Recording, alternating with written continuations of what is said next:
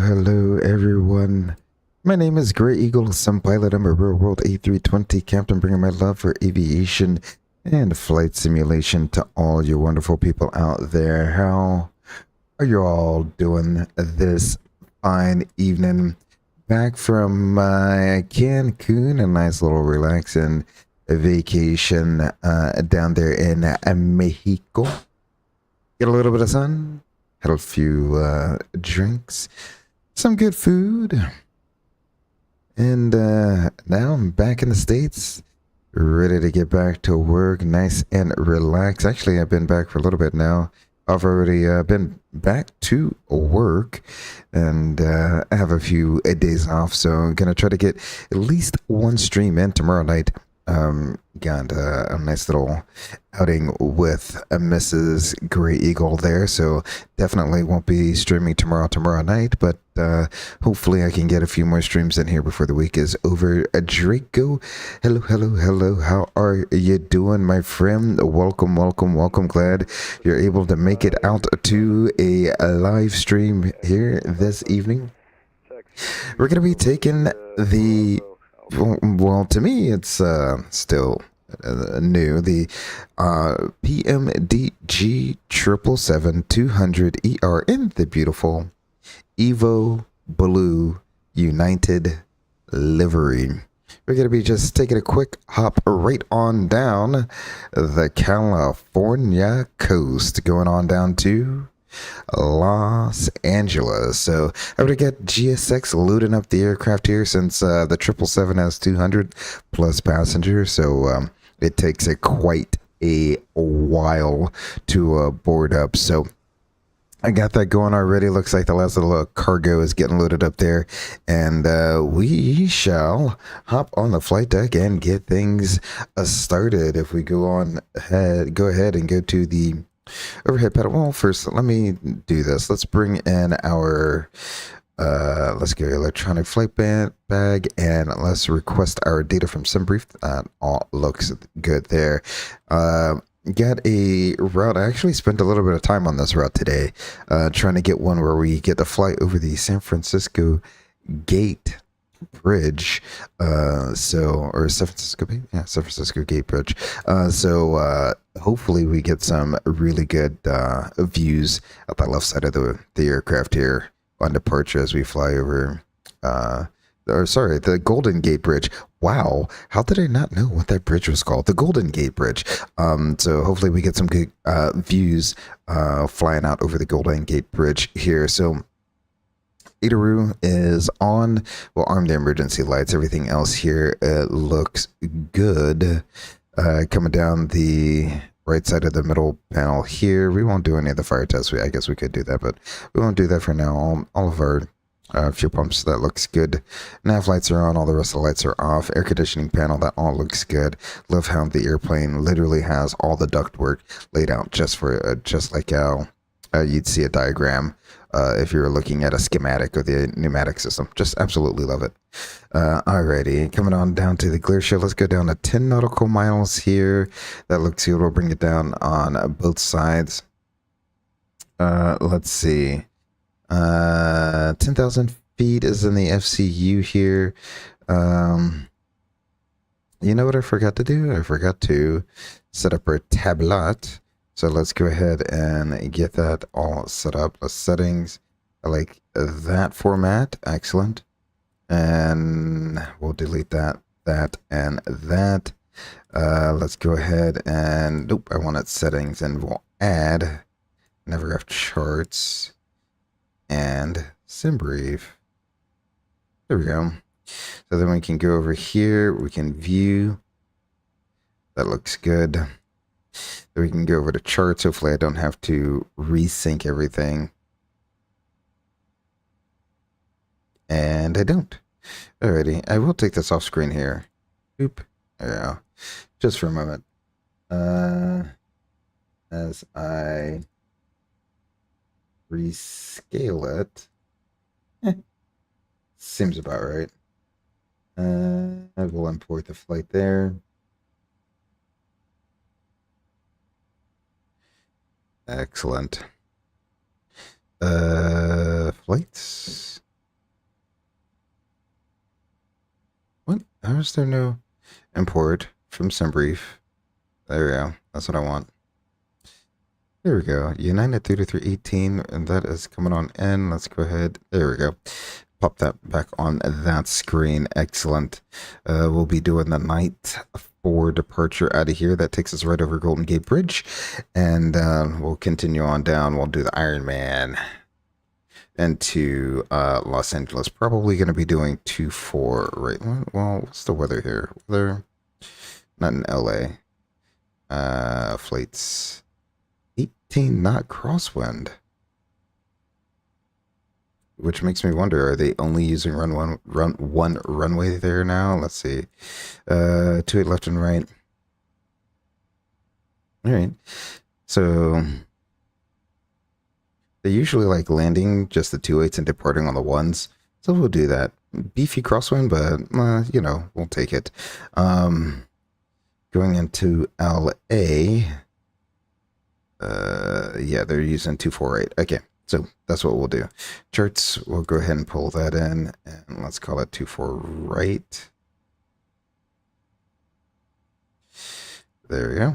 Go ahead and pin that. The night, that's what I originally got this for. Flight level 190. So we'll go ahead and switch you over to 1,000, put 19 in there. Excellent. I can get rid of you until I'm pretty much done with most of my stuff. Let's go ahead and let's check our gear. Pressures all look good there. Hydraulics all look good. And this doesn't really have a status page, does it?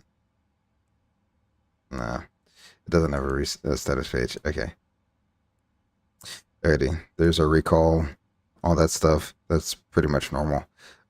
So I'll go ahead and clear that out. I'll pop the checklist up so that that's ready to go. I'll put 10 miles. We did 10 miles over on that side, so that's good. Coming on down to the main instrument panel here, PFD on the left, ND on the right. That looks good. ICAS displays are in the correct orientation. Same thing on the first officer side. Let's go ahead and put the auto brakes to RTO. Excellent. That looks good. Coming down to the center pedestal.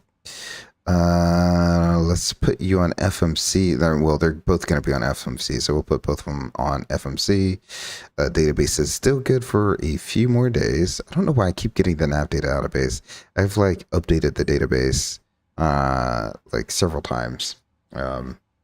So it keeps giving me that. I don't know why. PMDG. Am I missing something? Should I be doing it within a tablet? I have no clue. But the date is in range, so I don't know what that's all about. Pitch trim, that all looks good. Coming over to the throttle quadrant here. We're at idle. Yep. Okay. Speed brake still flaps are up. That's good. Fuel control. Yep. The fuel control knobs are in cutoff. That looks good. Fire handles are in. We're going to be on COM 1. I got COM 2 with the guard frequency of 121.5. And yeah, everything looks good. Rotor trim is zeroed out.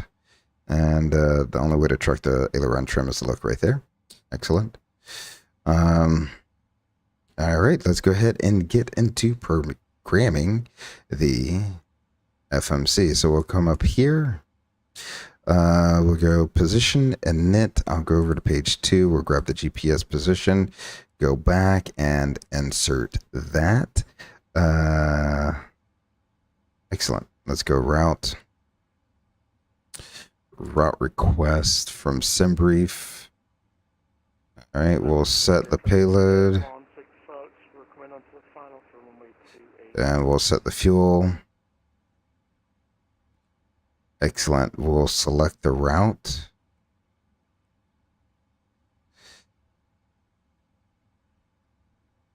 I think they're done boarding, or either that or things may be in a weird spot right now. I'm not too sure. Oh, it says boarding completed, actually. Alrighty, that was way quicker than I thought it would be. Alrighty, I did adjust the time so that the boarding actually is a little bit quicker. So I did that with GSX. Alrighty, so descent forecast. Okay, yep, that all looks good. All the uplinks are ready. We'll go ahead and load. Route 1 uplink loading. There we go.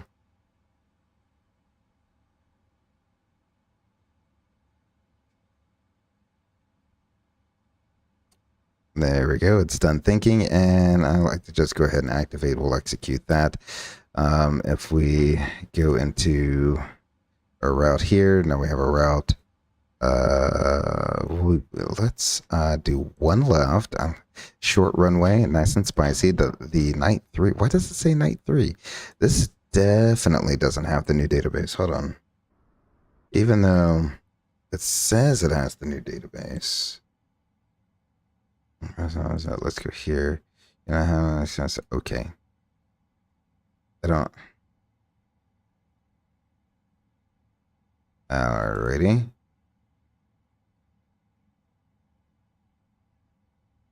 Is that why we keep getting that? That's so weird. Because I keep updating it in all the different locations. And the date's correct. That's really weird. I have to... okay. So... let's erase that. Alright, let's go back. Departures...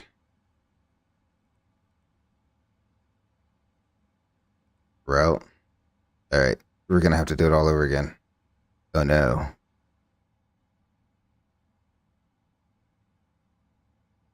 Request name from Sunbrief. There we go. So we'll go that. We'll reset everything just in case. There we go. I'll select that route. And we'll let the PMDG do PMDG things. And in case you were wondering, yes, this is Microsoft Flight Simulator 2024, and that I'm running the PMDG 777-200N. It's the only PMDG product that currently works in the Flight Sim 2024. And also, we'll go ahead and load that route. Yes, I have actually taken the time to set up my Honeycomb Bravo. So that I can fly Boeing airplanes or general aviation airplanes, either or. They both should be set there. So that is uplinked. There we go. We'll go ahead and insert that. We'll go over to departure, night 4. That's the correct one. We'll go GOBS transition off of one left. Let's look at that route real quick.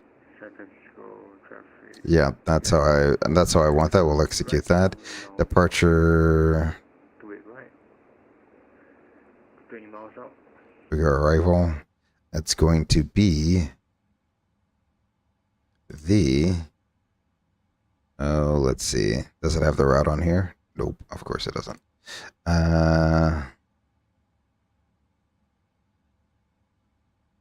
Scrolling too fast. There we go. So it's going to be the Iron Man 2 from Burgle. So we'll say 24 right. 24 ILS, 24 right. What do we want to do?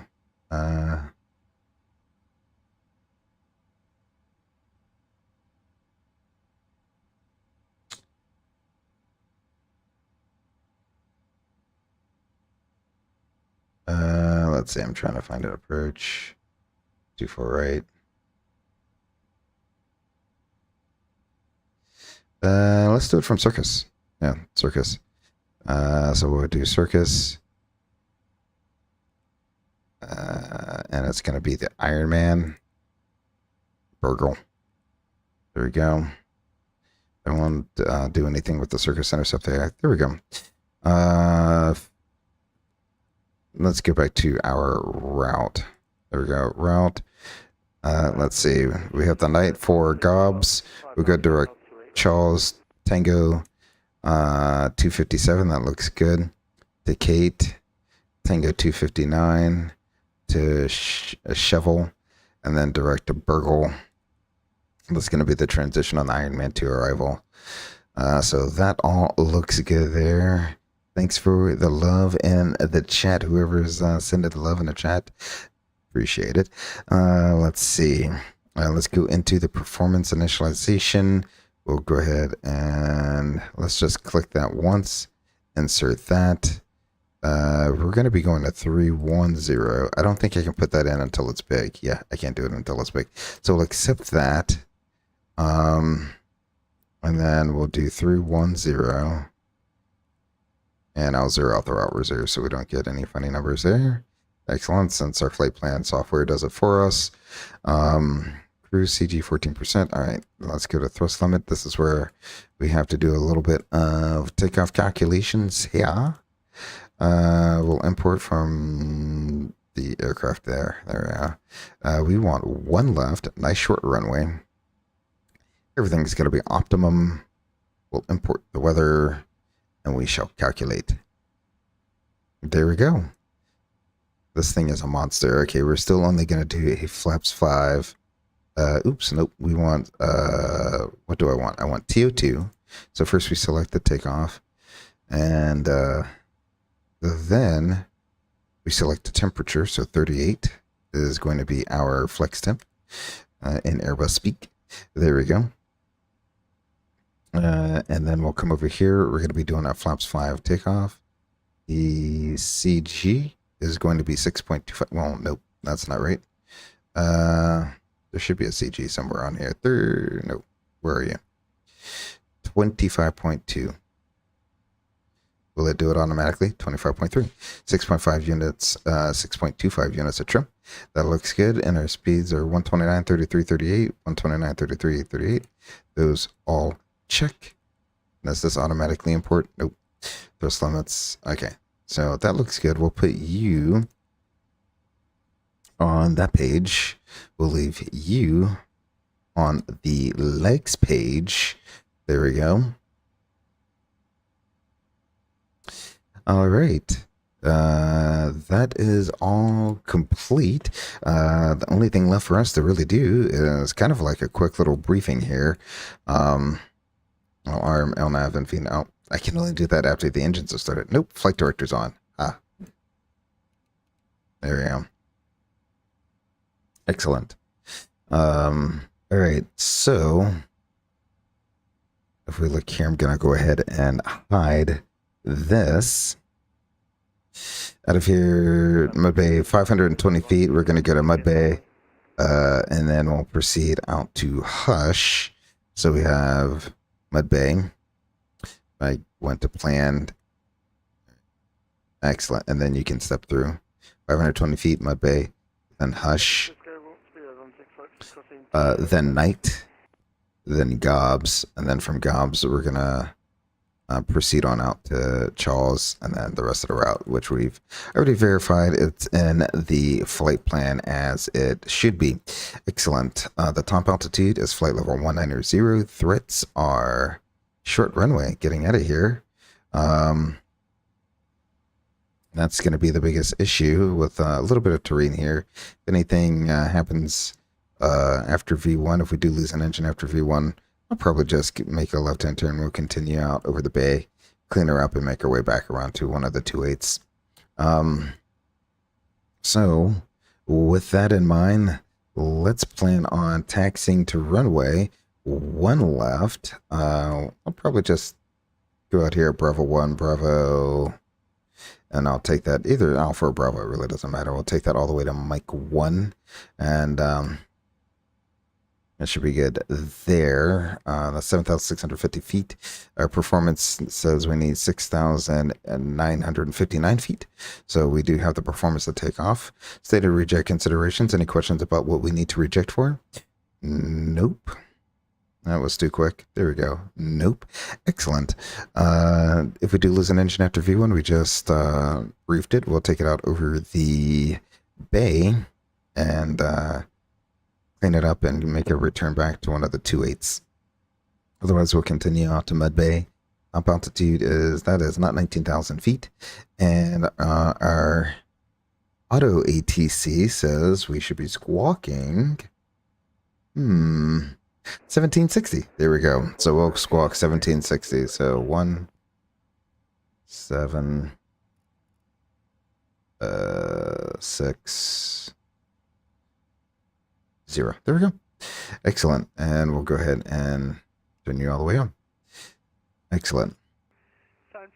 Any questions? Nope. Excellent. Alrighty. With that, let's go ahead and we'll test our oxygen. Do a little check there. That looks good. Go up on the overhead. Get this going.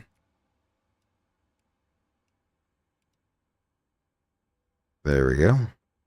And we can come down and do a checklist real quick. I'll go ahead and put you back over here. So our before start checklist here, or pre-flight checklist, oxygen, tested 100%, flight instruments. You know what I haven't done? I haven't set V2. We got 130, so 148, V2 plus 10. 148. I don't know if they still do V2 plus 10 or 15. It really doesn't matter. Let's do 15. So that's going to be 143. Sorry. There we go. So 143. Sorry, I said 148. It's 153. There we go. 153. So that is checked. We got runway heading in there. That looks good. Go ahead and put you back in map mode. We'll go ahead and take you off normal checklist. Flight deck door is closed. Passenger signs are on. MCP, we got V2 of 153. Runway heading is 041. That looks good. And a out top altitude of 19,000 feet. That looks good. Takeoff speeds, we have 129, 133, 138 with a D rate of 30, a TO2 and 38 degrees. So that looks good. So the pre-flight is completed. Our trim is going to be 6.2 units. So we can go ahead and get 6.2 units going, as it will take forever and a day to do.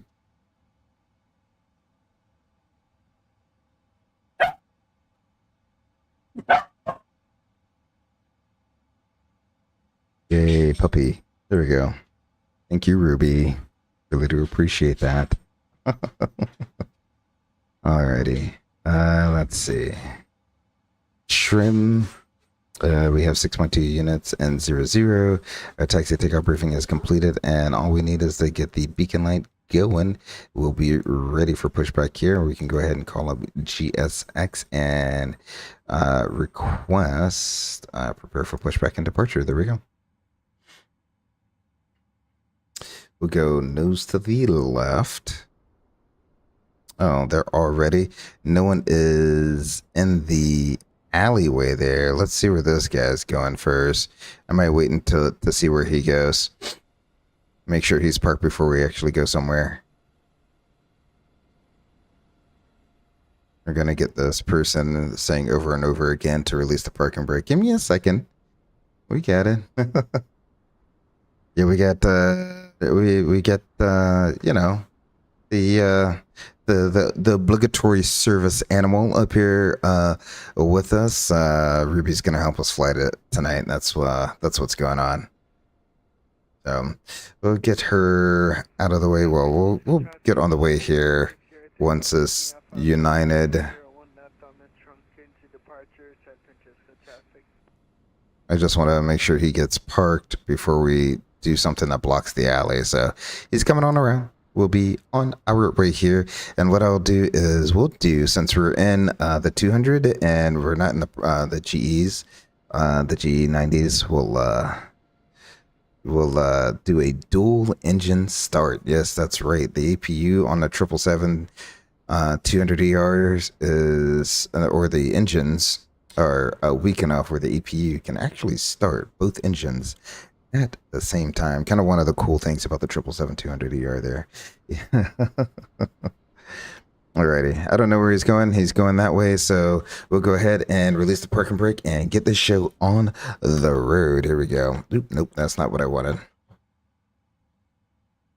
And no recalled. Okay, that's the only recalled messages there, so excellent. I released it already. It's released.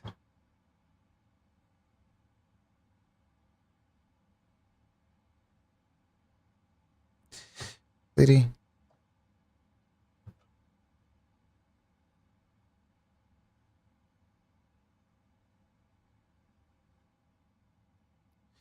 Okay.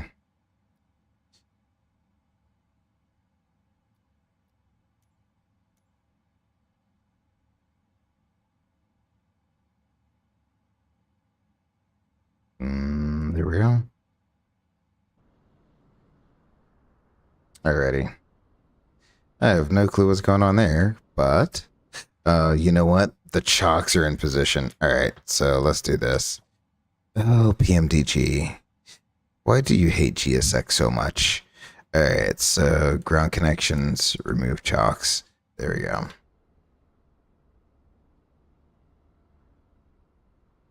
All of that just for me to do everything all over again. That's okay.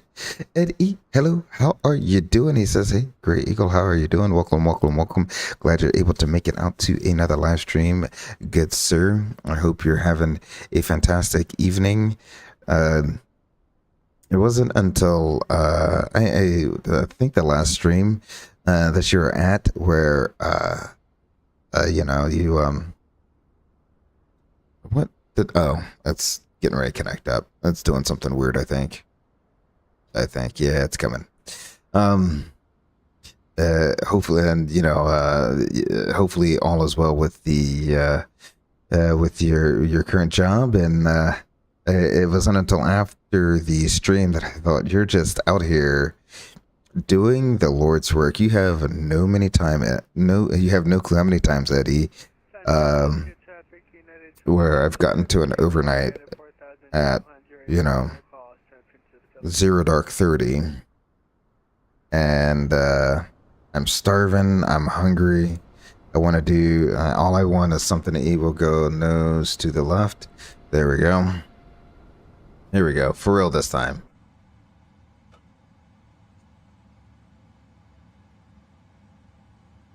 Here we go, dual engine start.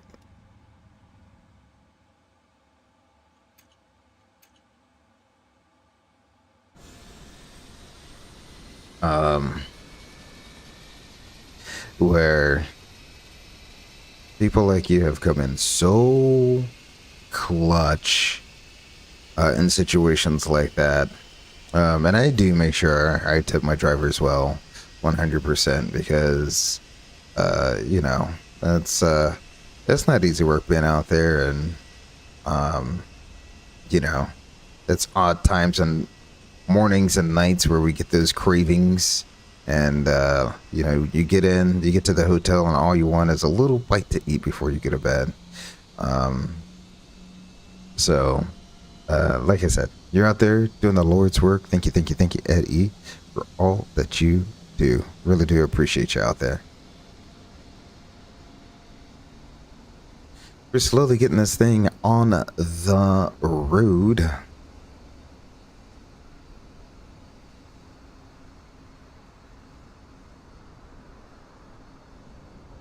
That's so great. Oh my gosh. You're running over your wing walker, man. And just like that, we have 2 engines started at the same time. There we go.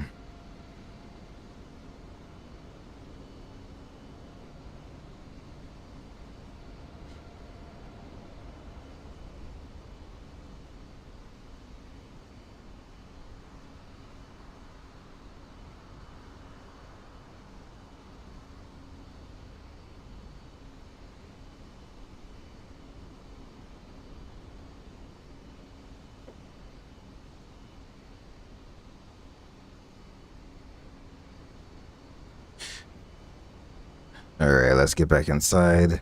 We shall set the parking brakes so they can do their thing. And let's advance to the next checklist. There we go.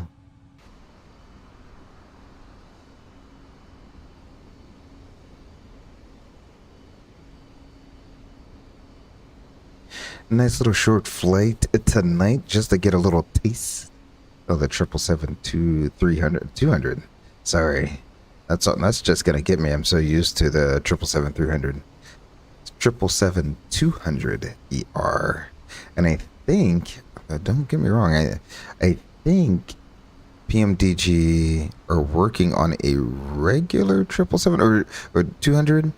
Yeah, thank you for running my camera over. Says, I'm doing good. I'm in 2024 going through all my controls trying to figure out what is causing my autopilot disconnecting the Phoenix. Good luck with that one, Ed E. I've had that happen as well. Try looking up EasyJet SimPilot. EasyJet SimPilot? EasyJet? I think that's his name. Try looking him up. I think he has a video on what keeps causing that. So if you look that up, I think he's found the source of what causes that. Look up his video real quick. It's not a really long video on that topic. But if you do end up looking that video up, Phoenix Airbus autopilot keeps turning off. There's a reason, and somehow he's found the cause of that. So that should get you going down the right track. I really hope it does get you going down the right track. All right, so we are clear on the left, clear on the right. Let's go ahead and select flaps 5. Excellent. Engine anti-ice. Well, the anti-ice we don't need. Recall, we can go ahead and do that. That is checked. Everything is normal. Auto brake is RTO. Flight controls. Let's go ahead and bring up the flight control page. Up, down, left, right, rudders, left, right. There we go. So nope, I want the checklist. So we did the flight control check. Ground equipment is clear. We are ready to go. Fly before takeoff checklist is also complete. So next is the after takeoff checklist. We'll go ahead and blank out the lower display. There we are. Oh, let me hit the magic barrel ref key. I forgot to set the barrel ref 3005. We're clear on the left. We're clear on the right. Let's go ahead and get this party started. Let's see. What's the taxi light? There it is right there. Alrighty.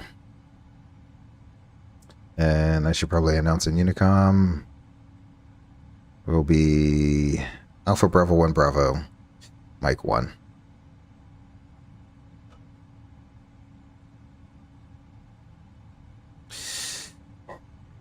San Francisco traffic, United 3318 will be taxiing to runway 1 left via Alpha Bravo 1 Bravo, Mike 1, San Francisco traffic. Decent amount of people flying into San Francisco this evening, and I think we should have... Oh, SoCal approach is still on. The Los Angeles Center got offline, but SoCal approach is still on. So we should have a little bit of ATC going into Los Angeles this evening. Eddie says, "We'll do things." Yeah, no problem, Eddie. Yeah, I think I had the same issue as well, and this is several months ago, where I had this issue, where the autopilot would just randomly start kicking off. You wouldn't touch anything, but the autopilot would turn itself off somehow. And there's something somewhere, and I forgot what he said it is. And I watched that video and was able to get that all straightened out. And I haven't had a issue with the Phoenix since then, so hopefully that works out well for you. Alrighty, this is Bravo 2 to our left. We'll continue making this turn off to the right here.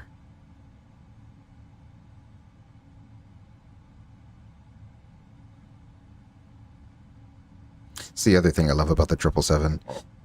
It is definitely set up like once you start both engines, you complete your after start checks, and you throw those flight controls.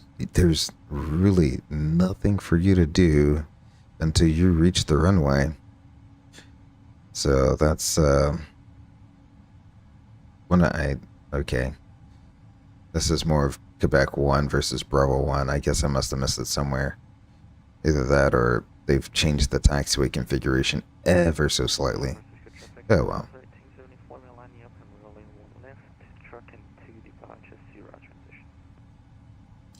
Trucking to Sierra transition. All right, there's another guy about to take off. Hopefully we should see him right out of our window here, rolling down the runway here in a second. I almost didn't do this stream today Because I really like, I knew I wanted to fly United, and I knew I wanted to fly the 777-200ER since it's one of the newer airplanes that just get released. And so I was thinking of routes. I didn't want anything that was going to be like crazy long, and I didn't want anything that was going to be, insanely difficult. Especially since I'm still getting used to the 777, still getting used to Boeing aircraft in general. So I came up with, well, why not San Francisco to LA? That seems like it could be a plausible 777 route. I know they probably don't actually operate it in real life, but there he goes. Look at him go. Wow. Beautiful.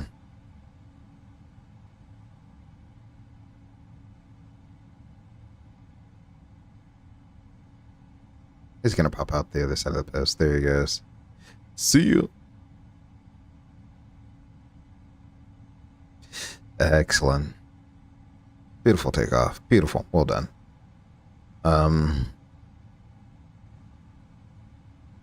But I knew I wanted to do San Francisco to LA, and so I load into the sim because I needed to load into the sim, get into the gate at San Francisco to get my screenshot. And for some reason, it kept loading in the handcrafted San Francisco and the not handcrafted one, the default one that you would get with like the regular edition of Microsoft Flight Simulator. And I was like, why are both of them loading in? And it took me, I don't know, I want to say nearly an hour. And I literally just gave up. So what I ended up doing is I ended up uninstalling the streamed. So you can go into like the marketplace and you can see like all the packages and stuff like that. And they have like what they call streamed packages. So what I ended up doing is I ended up uninstalling the streamed version of this and literally downloading and installing the FS 2020 version of this. And when I did that, it overrode the generic default airport. So I don't know if something's wrong with the streamed version of San Francisco, but I downloaded and installed the FS 2020 version, which it says like, oh, we don't recommend, this package isn't compatible, but I have not had an issue since then. So if anyone's having that same issue, if you have the Microsoft Flight Simulator 2024 Premium or Premium Deluxe, whatever it's called, where you get the handcrafted San Francisco, let me know if you had an issue with it not overriding the default San Francisco. That was really weird. I don't think I've ever had that issue before, and then it just sprung up out of nowhere. So it is what it is.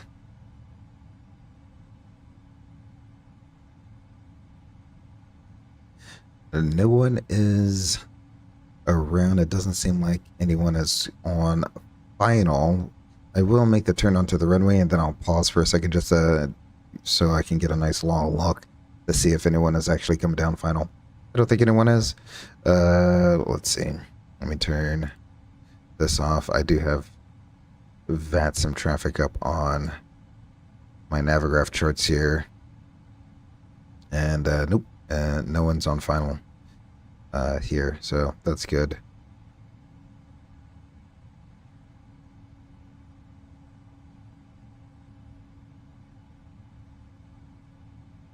Everybody, we want Mike 1.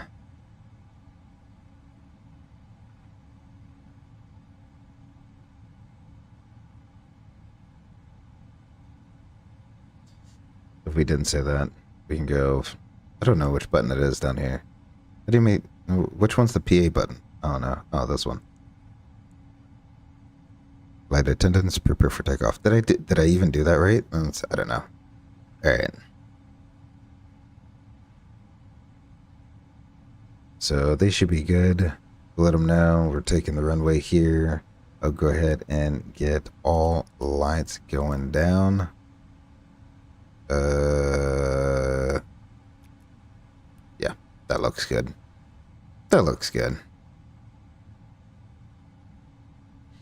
I think this is Mike. What? Well, nope, this still isn't showing the end of the runway. It's Mike. So we want the next one, which is not Mike 1. So this is Mike.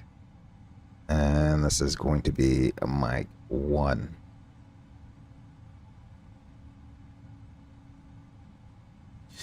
So clear left. We'll go ahead and enter runway 1 left. We'll line up, and then I'm going to give it a slight little delay on the runway just so I can check to make sure no one's on final. One more time. San Francisco traffic, United 3318 Heavy is lining up in wait on runway 1 left, San Francisco traffic. Alrighty. So we'll go ahead and we'll do the oversteer technique. So bring it all the way out to about right there, and then we'll swing a hard turn. I think that should do it, yeah.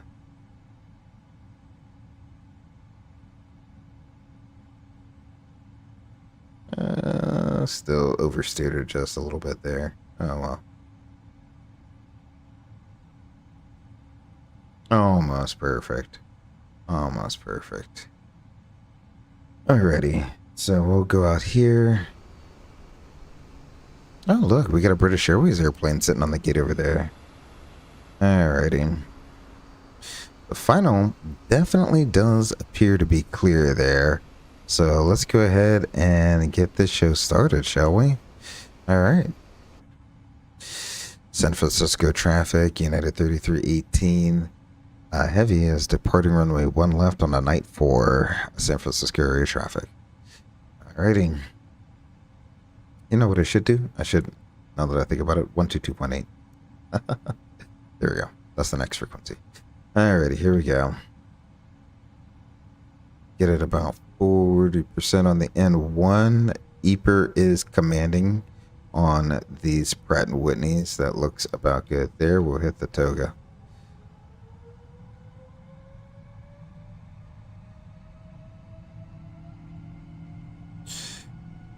Thrust set. 80 knots. Checked. Our crosswind is definitely trying to push us off. V1. Rotate.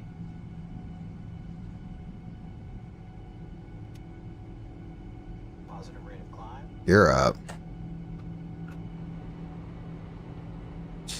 And I'm going to get that autopilot on immediately because what I want to do is I want to get those juicy views of San Francisco.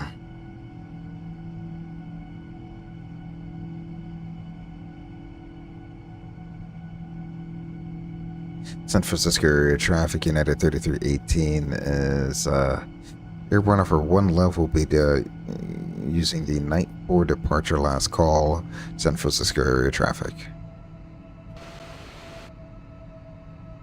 Does it seem like we just leveled off? Oh yeah, let's go up. Oop. Flaps 1. Don't want to forget about that. Excellent. And we're maneuvering speed for flaps 1, so we can go ahead and go flaps up.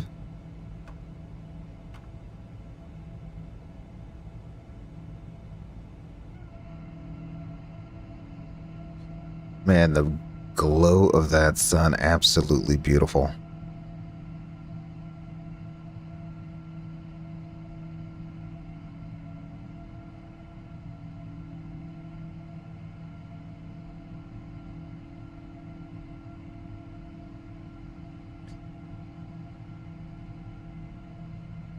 Now this departure, as you can imagine, with the name, like night, is usually only used at nighttime.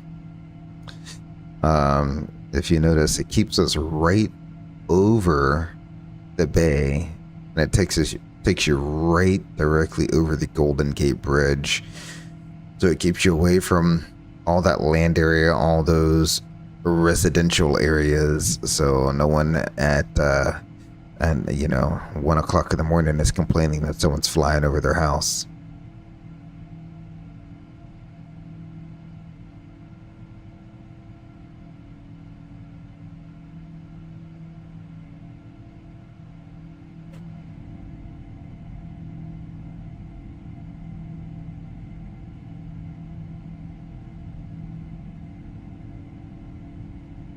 Let's see, I'll bring this up. So the San Francisco Bay Bridge is right there on the transition out to Gobs.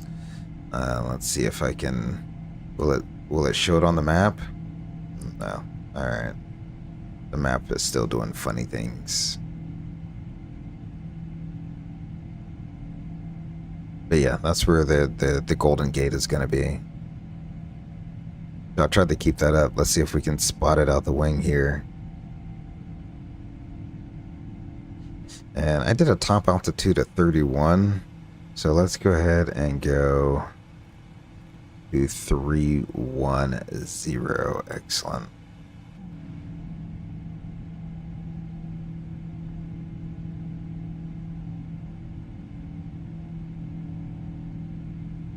Beautiful. There's San Francisco proper right there. You can see all the little piers right down there. Absolutely amazing. There's the Transamerica building right underneath that number 2 pylon right there. That number 2 canoe. There's the Transamerica building. You have all the piers from 1 to, I don't know, I think it goes up to 30 or 40 something.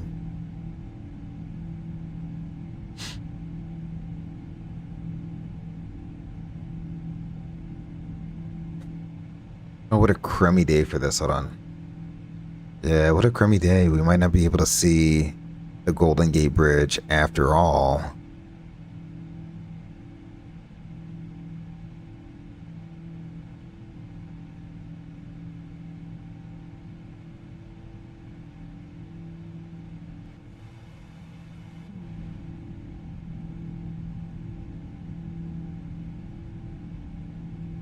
Anything? No, you can barely see the city. Max Racing says, howdy, how are you doing, Max? Welcome. Max Racing, welcome, welcome, welcome. Thank you for joining up for another live stream. Really do appreciate you. Cheers, buddy. Hopefully everything is going a-okay for you. Hopefully your flight training is progressing quite nicely. Man, you can't really see anything. We should be making our turn out over Gobs here in a second. If we can get a hole in the clouds, you might just maybe in the turn over Gobs be able to see the Golden Gate Bridge. But this seems to be like a pretty solid layer here. Very interesting. There's the California coastline right there. Looking out over the beautiful Pacific Ocean. Here's our turn over Gobs.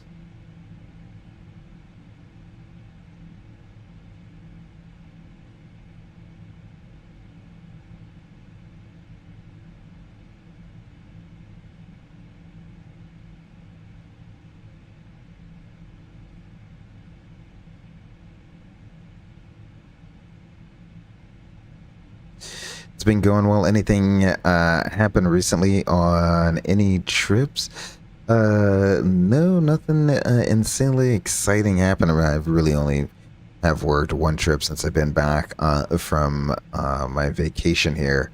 So, and it was a pretty easy going trip. I'm not going to, there we go.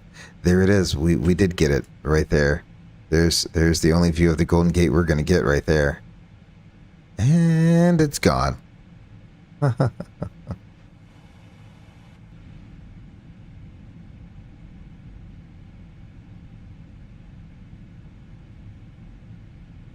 to be honest, those are some of the those are the nice trips. The trips where absolutely nothing goes wrong. You know, you really can't complain about having a trip where everything went absolutely positively to plan. Let's go ahead and go transition standard. Go ahead and put Unicom in there. And let's get our... Nope, I want those strobes to stay on. Excellent. Oh, the APU is running. Wow. Let's turn you off. Thanks for the extra power, though. We can go ahead and definitely turn you off. Alrighty, and let's bring up our checklist here. Then the gears up, flaps are up, the after takeoff checklist is complete. Next one is the descent checklist. That's what we will usually hit when we get through about 18,000 feet there. So we'll go ahead and blank out the lower display. And we shall keep on climbing out. While we do that, let's go ahead and get some tunes going. Excellent.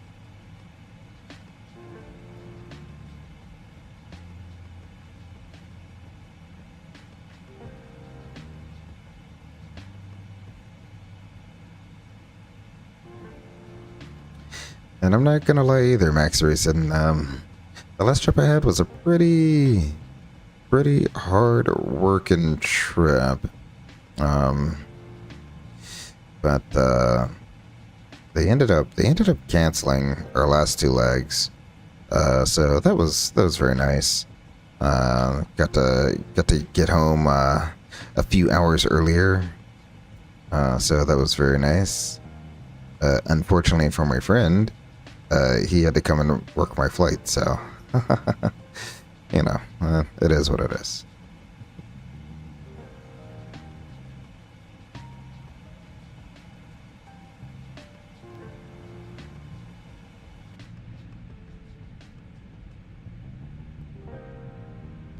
There, absolutely beautiful. And we are currently running live weather, live time. Yeah, everything's live right now, so there we go. Real time, real weather. Because we should get into LA with plenty of sunlight left, so that is the nice part there. Love the Evo blue.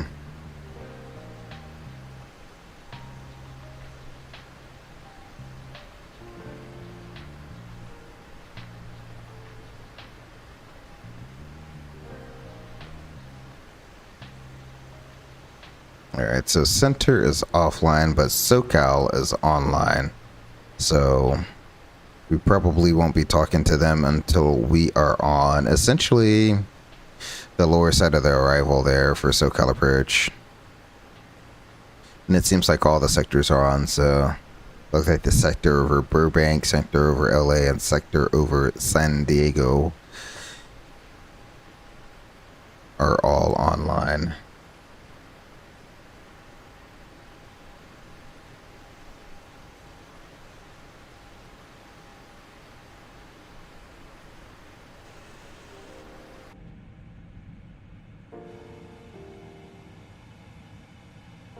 This thing with next to no one and no fuel on board is just climbing like a rocket ship.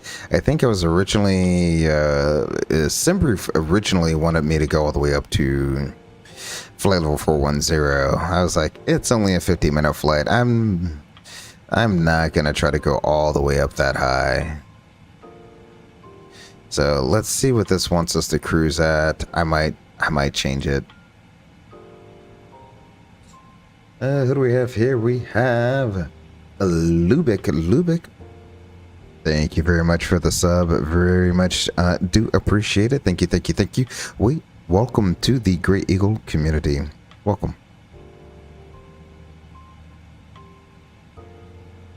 Let's see. I was gonna look and see.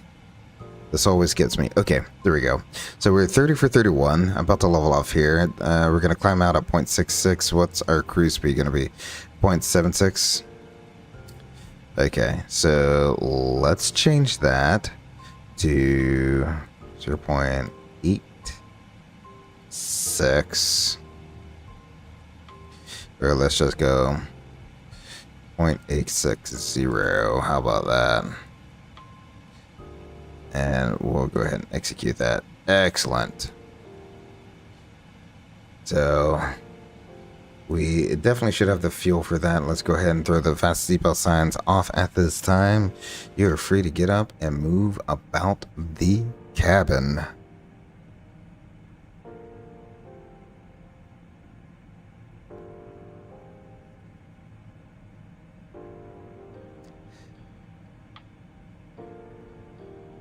Things are starting to get a little busy at the airline, of course. Summer travel season. People trying to go on vacation. So this is usually the busiest time of year for us. So if my streams are very hit or miss, it's probably because I'm working too hard. I'd rather be hardly working, but you know, that's alright. You win some battles, you lose some battles.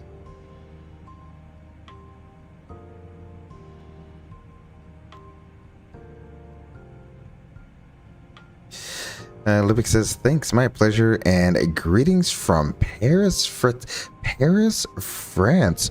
Wow. So thinking about, talking about Paris, France, Mrs. Grey Eagle and I are planning a trip sometime in November.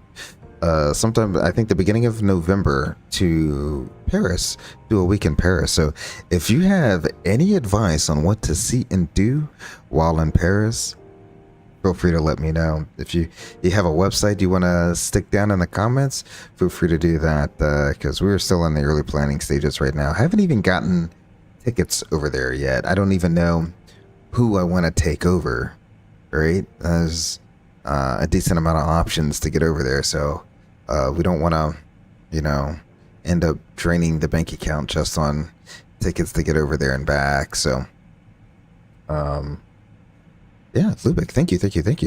Let me know something to do from Paris, France. And how are you awake at this time? It's like, isn't it like midnight over there? Almost 1 a.m. It's 1 a.m. over there, right?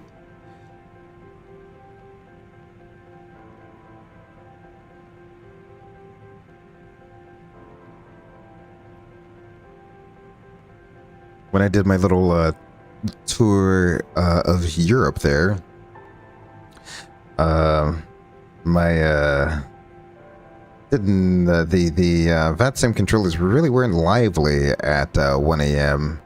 GMT. So the fact that you're up and kicking, good on you. Thanks for staying up. Glad I can help your insomnia there.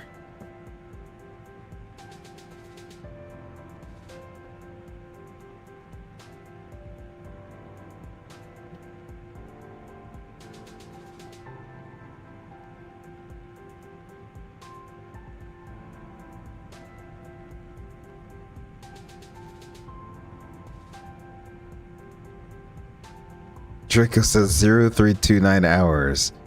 Really? It's... No, really?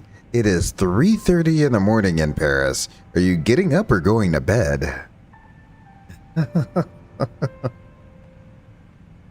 Makes sense if you're getting up to head out to the bakery to get all the baked goods going, or you have a shift job that you do, or you know, I don't know what you do, but it kind of makes sense. You're starting to get your day slowly going.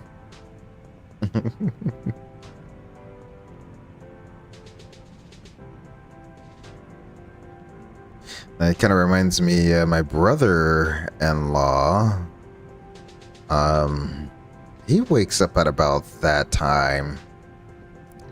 About 3 or 4 times a week. He'll wake up at that time and he has to get a workout in. So maybe you're hitting the gym. Good on you.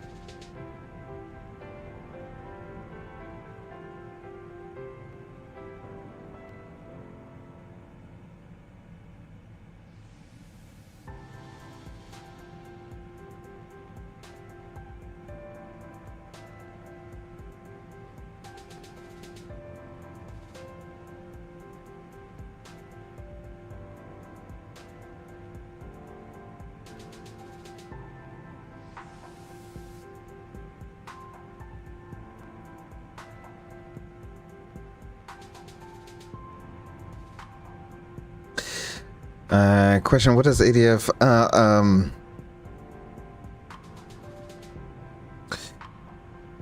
I forgot what the A in ADF stands for. I think it's automatic direction finder, something like that. It's pretty much, alright,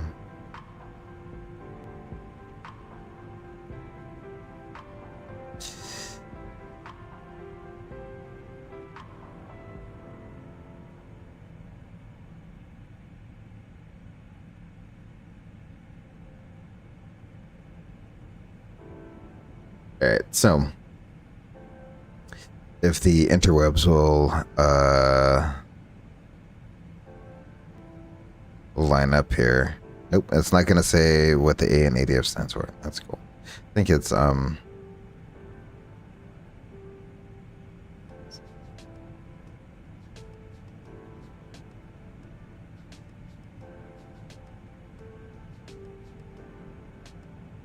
E.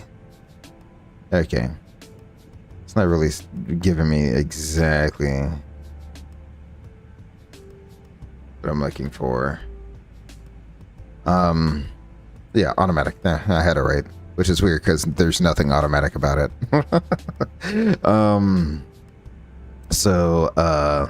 Automatic direction finder. So you're probably looking at somewhere. Let's see, down here. You always see this, so especially on a lot of the older airplanes. A lot of the newer airplanes are getting rid of it. So you have your left, right, ADF, left, right. So ADF is automatic direction finder. Very, very, very old piece of equipment. It's so old. At least here in the U.S., we're getting there. They've been decommissioning these all over the place. There's not really a lot left in service. Where you do start seeing them is in a lot of I'm gonna mess this up, so I will say scarcely populated areas, so I don't sound like I have gum in my mouth when I say rural. But you'll find them in a lot of sparsely populated areas, where you have an airport serving a very small community, and you don't want something that's going to be a high upkeep item. You can throw an ADF there, and it sends out a 360-degree signal. Essentially, it's a homing beacon. That's more or less, it's a homing beacon. You can tune in the frequency, and when you tune in the frequency, there's no RMI here, so I can't show you. Some of the Airbuses have RMIs, but this clearly doesn't have an RMI. But when you tune up the... I'll put it like that. Yeah. So when you tune up the frequency... Let me go ahead and sync the heading as well. There we go. When you tune up the frequency, the needle will point directly to the station. Unlike a VOR, where you can manually tune in a radial and then fly to and track that radial inbound or outbound, the needle only always points to the station. So you yourself have to do the math to figure out what you need to do to intercept a course to or from the station. So that's why on a lot of times on some of the older Cessnas, you see the compass card. The compass card on the video or ADF needle, it can spin around. You really want that because it makes the math a lot easier when trying to figure out what course you'd like to plot inbound and outbound. So what you would do is you would spin it. Let's say the needle was pointing off to the left and you want to fly the 060 course to the station. Then you could essentially turn this card. The card would turn and you could say, I want to fly 060. The needle would still point off to the left, but you could start making your way and turning left. And once the needle is pointed ahead of you and on 060, that's when you know you're on the radio. And then you get to do other things like wind correct and stuff like that. so that you're tracking a course and not homing. And a lot of times what'll happen is, like I said before, it's essentially a homing beacon. So a lot of times what people will do is they won't do correct wind correction, and so what'll happen is you end up zigzagging towards the station. So again, the further away you are, the less accurate the signal is. But then as you get closer, that's when it becomes a little bit more precise. But a lot of times, if you could plot someone's course tracking an ADF needle, it looks like they're doing S turns across a road or something like that. I hope that answers that question. It says it's in the radio controls. Guess I don't need a key set to that. No, you do not. No one is using that. Now, a lot of times, in a lot of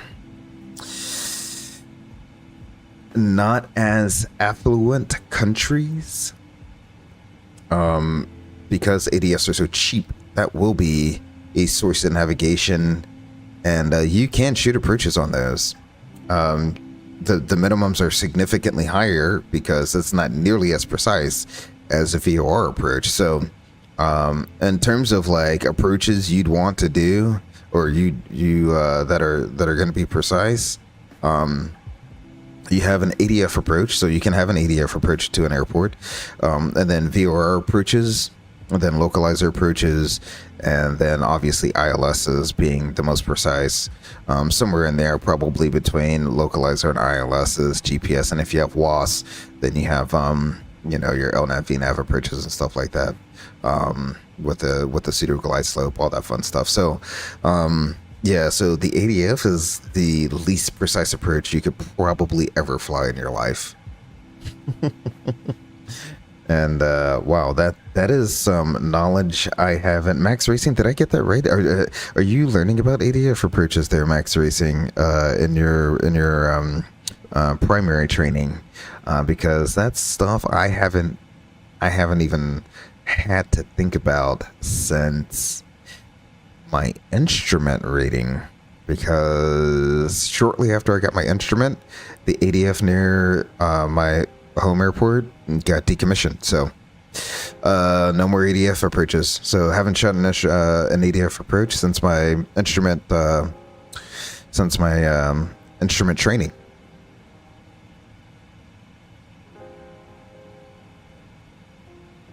And trust me, you do not want to shoot an ADF approach. It is not fun.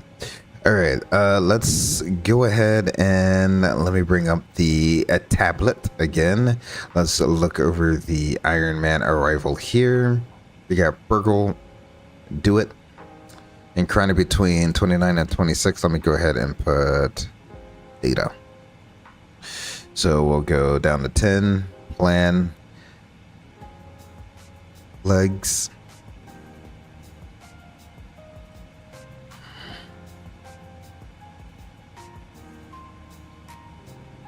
Am I not getting something right? Oh, I gotta hit step, that's why. Oh, come on, me and my Airbus thinking. Alrighty, so we have a Burgle, Do It, Crony between 26 and 29, and then we got Muppet between 23 and 27. We also got a 280 speed restriction there. We got Gripper. Is that correct? Yeah, Muppet. Is there Grip It? Did I skip previous page? We must have just overflown something. There's no way. Okay, it's skip moots. There we go. So 20 and 24 at moots. Or M dots, that's M dots. Then Gripper is going to be between 19 and 23. Then Biking is going to be between 16 and 20. Then Run between 14 and 17. Very healthy people down there in LA. Then Iron Man between 12 and 16. And we got Simon between 12 and 13, 250 knots. Bay Street above 9,240 knots. Juice at between 9 and 8,000. Then we get Cliffy between 7 and 8,000, 210 knots. I don't know how to say that. Danger at 6,210 knots. And then lastly, we have Gatto at 6,000. Excellent. We'll be planning on the ILS to runway 24 right. I got the Circus transition in there as of now. Circus is between 14 and 12. So that's the only thing there. At or above or at or below. Oh, it's got the one there. So between 14 and 12, that looks good. Decor. Oh, somehow I must have skipped again. Let's go back. Circus. Skull at or above 10. Decor at or above 9. Bria at or above 8. KLAX is at or above 7. Livin is at or above 6,000. Brooke, I think is how you would say that, at or above 5,000. Then Mercy is at or above 4,000. And then Kobe is at or above 2,200. And then we have the runway from there. Excellent. Must approach. We'll climb straight ahead. We'll intercept the Los Angeles 260 radial to Rafts and hold. That looks good. Excellent. That's all in there. Let me bring you back to map. Zoom you out a little bit. Top of descent is somewhere out there. Let me go ahead and just pre-plan. This is the nice thing about Boeing. I could just set 6,000 in there. Once we get to our top of descent, it will begin descending. Yeah. And I will probably put you back in auto from there. Excellent. Let's see what our performance numbers looks like for landing. No problem, Ed E. Says, thanks for the explanation. No problem. Hopefully that wasn't too much information for you. I know that was kind of a bit of a word salad there. Trying to blurt all of that out as best as I could remember it. So hopefully you learn a little something there. Something stuck maybe. Long short is no one uses that anymore. So there we go. Alrighty, we'll just import our current weight there. We'll import the current weather. Alrighty, winds are looking favorable. We will run that. That's flaps 30, AC on, engine and or the anti-ice off, auto brakes 3, 55, 60. Okay. What if I do auto brakes 2?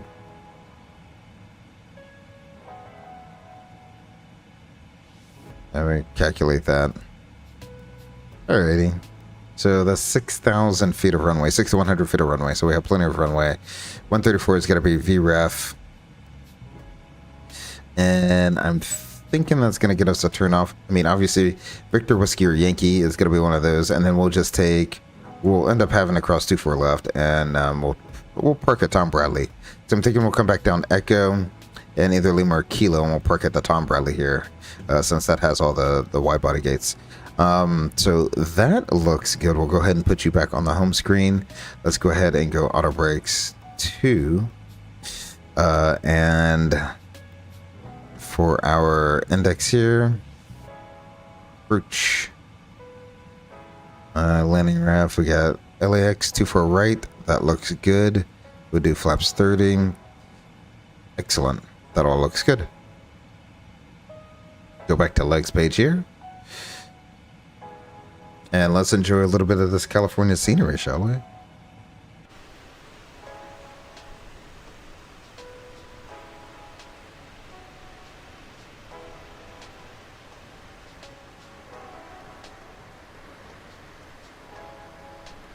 I'm starting to get a little better with, or a little bit more comfortable with the, with using the, controller here to manipulate the drone cam. Absolutely amazing. It literally looks like a scene from a commercial.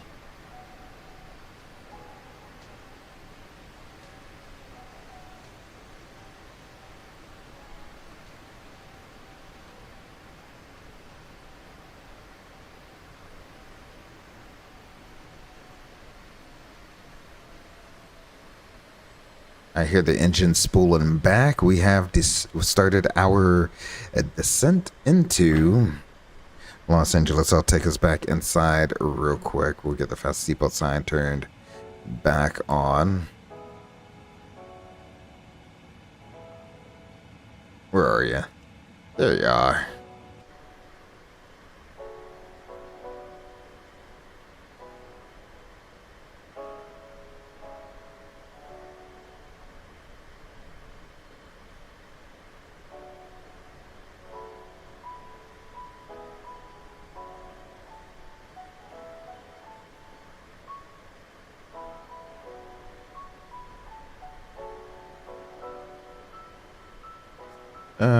Let's see. 29908 is the altimeter.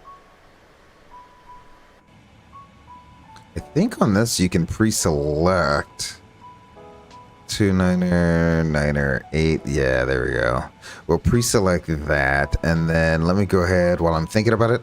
Let me go ahead and throw a barrow in there of 322 feet. Other way. There we go.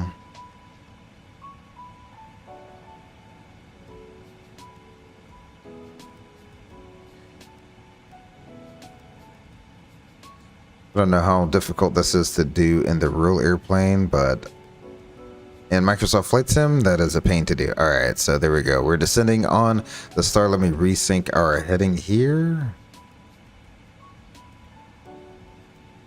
There we go. Go back out for the beautiful view there. Excellent.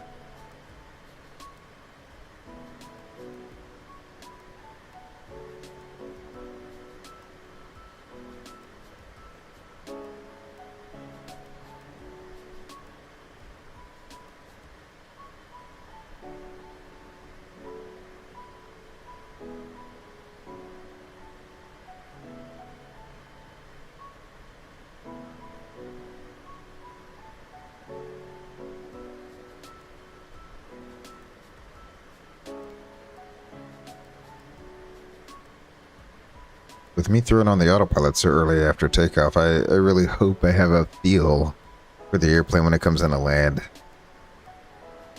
I do like it's a big wing with lots of flaps. Comes in nice and slow.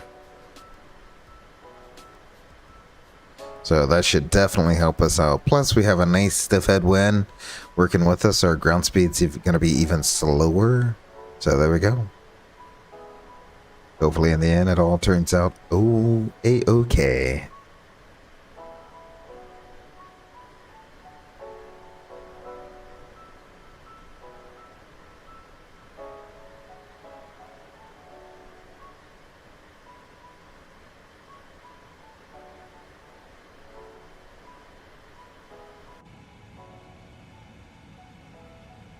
On profile, pretty much on speed.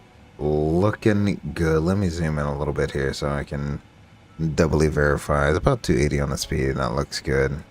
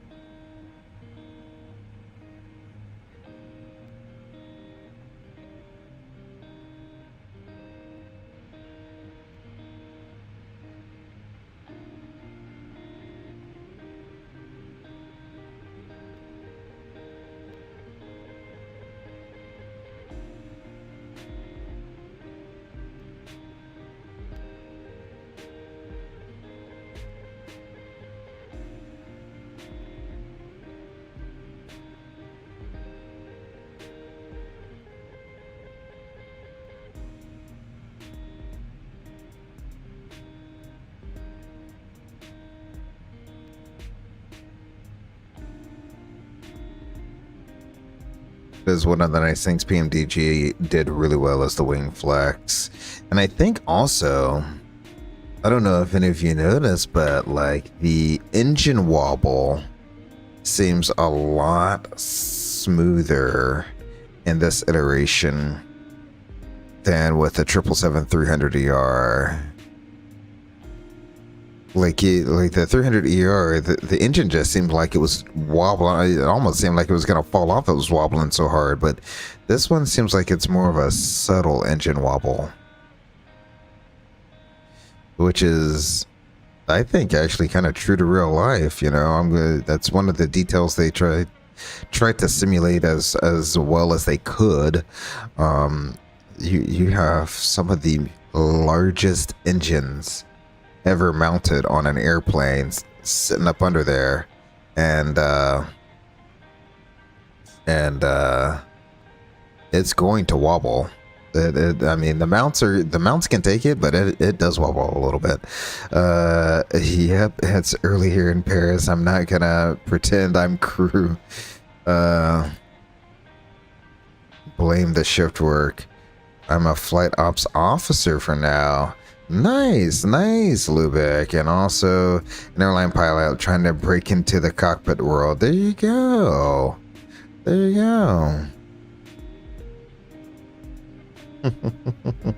Anyway, if you ever end up in Paris, want some tips or cool spots to check out, just hit me up, PM me. All right, no problem, Lubeck. It definitely will do. Like I said, it's gonna be early November. Pretty much time frame when Miss Grey Eagle and I are going to be out that way. So it's kind of like her dream trip. So we're gonna spend a week. Try not to do all of the touristy things, because I know it can get like insanely touristy if you let it get to you. But I mean, a week we have time to essentially walk around and roam around and see all the sights and sounds, and you know, hit up all the great cafes and restaurants, and the food, the wine. Oh my gosh, I need to start working out now, because I'm gonna gain a solid 20 pounds just being there, eating and having a good time.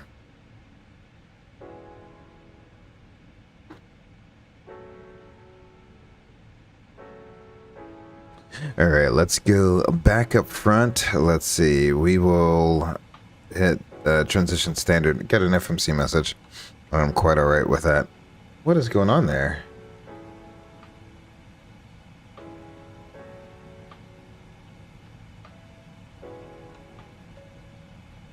Don't know what that was all about.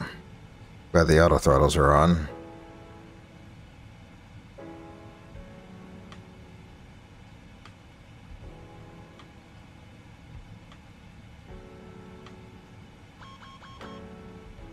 Yes, I know the speed brake is extended. Trying to get back on profile here. We're back on VNAV path, so that's good. VNAV path, VNAV speeds here. Next restriction is 250 at Simon. So there we go. We should be... I don't know why the number one keeps doing that, but it's doing whatever it's doing.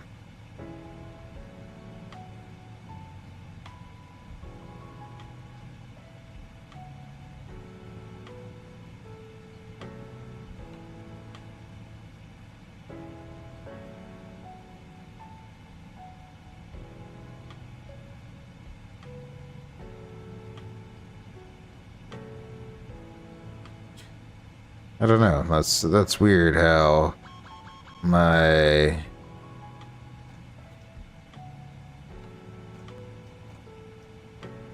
spoiler axis is messing with that. That's super weird. All right. So Simon needs to be at 250 knots.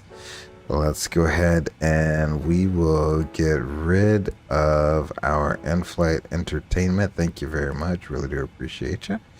Turn you back on here in just a little bit. I'm surprised we haven't heard anything from SoCal, which would be 12805. They got tower and ground on. Okay, so what did I say? 128.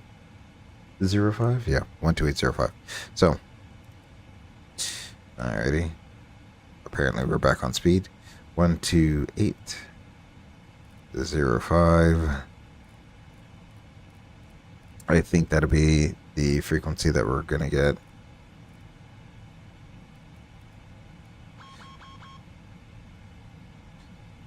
Or are you still extended?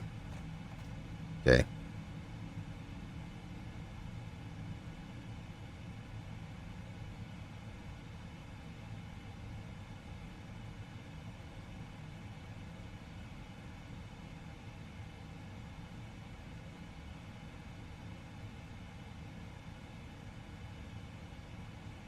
To clear the drag required message. Okay. You're the one speeding up and slowing down.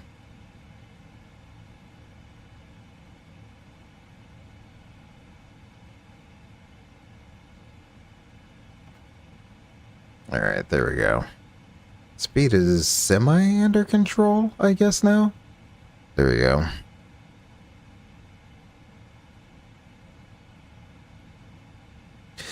Sounds great for your future trip. I know Paris really well, so so you can count on me, especially for good restaurants. No problem. Excellent, Lubeck.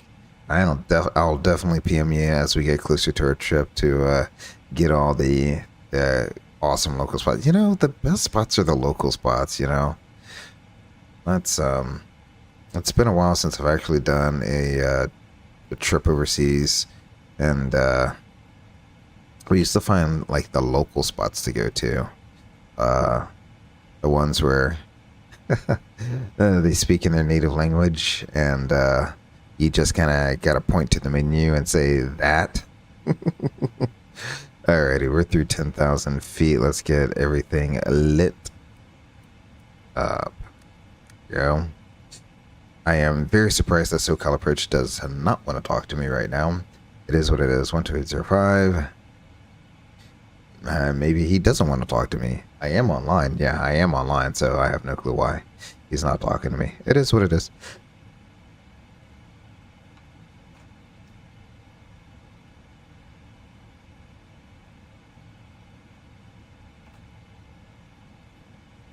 There we go. We'll go ahead and stow those speed brakes.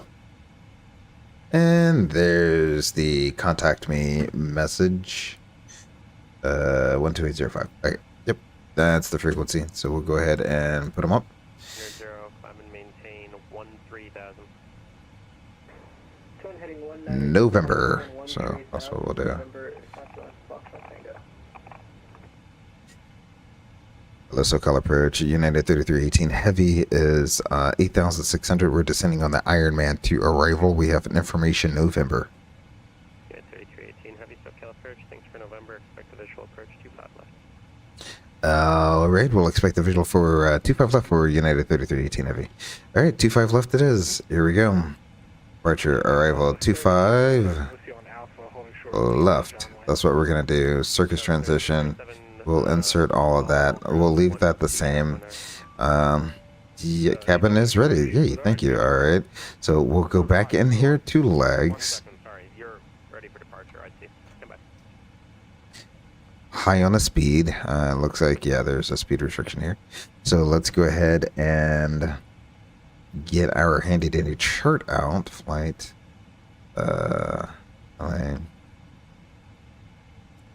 On charts, approach 25. Get rid of you. You said 25 left, correct?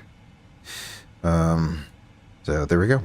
So 25 left is down here. It's along the runway, so our landing assessment is still valid. So that's good. Let's go ahead and hide you.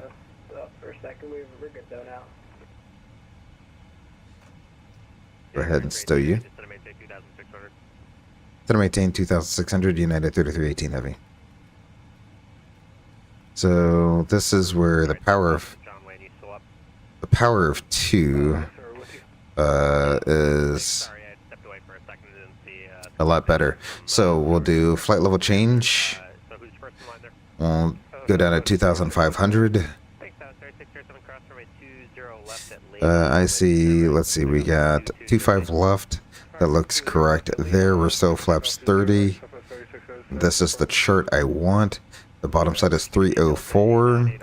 So we'll do 304. Delta 898, heavy SoCal approach. Advise you have information November. I show you flight level 238, confirm. We're on, Go ahead and do that. now and we got November at LAX 898. Oh no. Why do you start going into tens? This makes no sense. PMDG, just make it scroll faster. Stop doing it by tens. The ILS runway 24 right approach. 24 right. Advise you have information November. There we go. So that's that.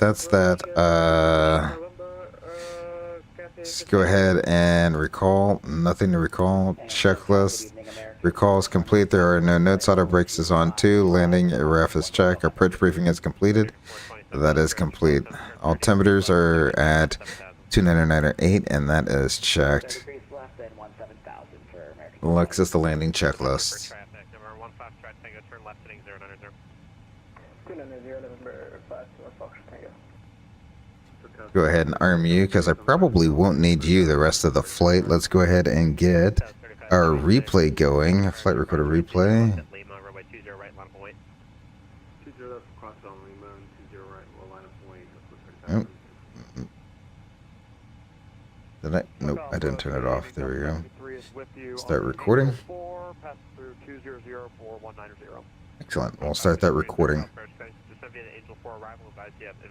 Why did the sim suddenly freeze? Stand by for Papa. Can you read that altimeter for 553? 904. There we go. I have no clue why I was doing all of that.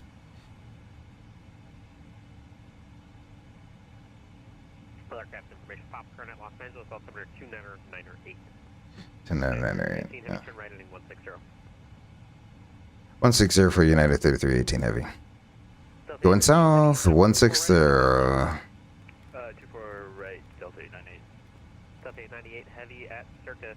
Correction at CV clear to ILS runway 24 right. Let's go ahead and slow it up to 190 knots.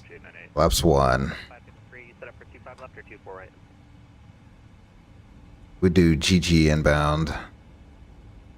Let's see. 553, set up for 24 right or 25 left tonight.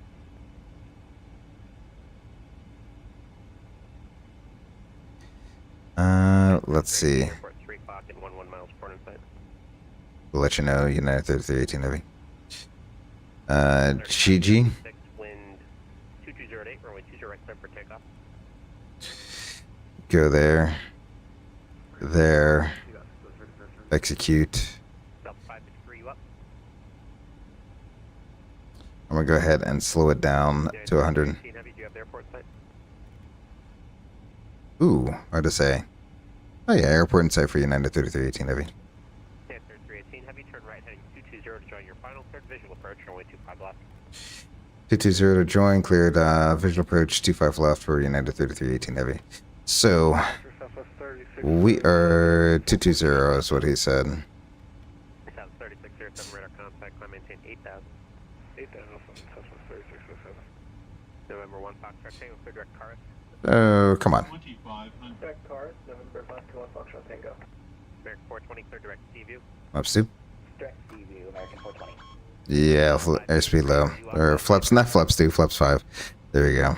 553 is with you. Sorry about that. I was getting current information Papa. There's our loc. Glide slopes coming in. 553, next. Excellent. Second comm radio, or you can get the digital latest. No worries. So, are you set up for 24 right or 25 left? Currently set up for 24 right on the... Let's go gear down. Delta 523. Flaps 15. I think flaps 15 is the next one. 24 right approach, maintain. Let's see. 129, so 134 is going to be our rough speed. American 420. Cross Seaview at or between 12000 and 14000. You're clear to the ILS runway 25 left approach. Cross Seaview at 12-4-2000 and cleared ILS 25 left for American 420. Alright. Turn right direct K Hill. Flaps, Direct Cahill, Southwest 3607. 20? What's the tower frequency? 2095. 76 radar contact, climb maintain 8000. 20, 25, I think, is the next one. Tower frequency is going to be 2095. I just said that. Yep. We'll go ahead and turn that up. Cathay 15 heavy, what are you doing? I show you turn northbound. Are you going, what fix do you have next? Alright, things got crazy hectic there right towards the end. We're looking right into the sun, but there's the airport, so When you're on the ground. 134, yeah, let's go flaps 30. Maintain 250 knots or greater, please. Landing checklist. Cathay 15 heavy. Delta 898 heavy, maintain 2. Landing checklist is complete. The shutdown checklist is the next one.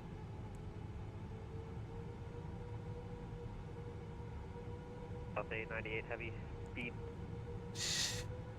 Tower United 3318 heavy, visual approach 25 left. Yeah, 3318 heavy, LA Tower, wind 220 at 11, gust 19, runway 25 left, clear to land. 25 left, clear to land for United 3318 heavy. Alrighty, and we are cleared to land. Replay is going. We have the checklist complete. Alright, and I do have LA in sight with the setting sun. Absolutely beautiful, beaming down on us.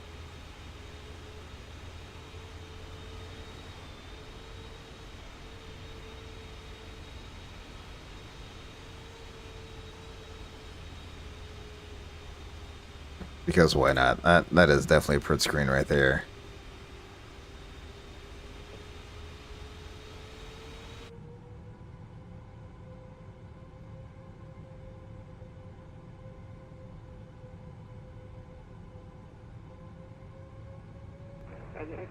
Hello again, advisory of approach requiring Bravo plus 255. Singapore 37. Alright. Again, hold short 25 right. I'll turn the sim volume up a little bit more. There we go. Here we go. We're stable.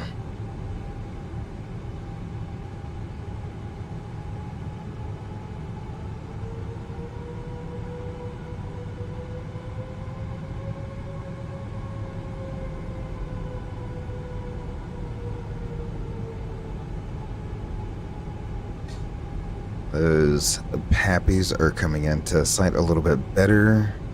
About 500 feet, I'll turn off the autopilot and we'll fly it the rest of the way in.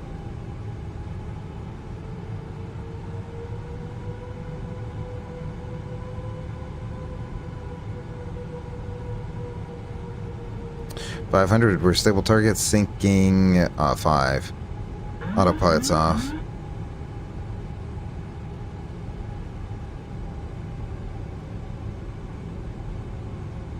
Got a little high there.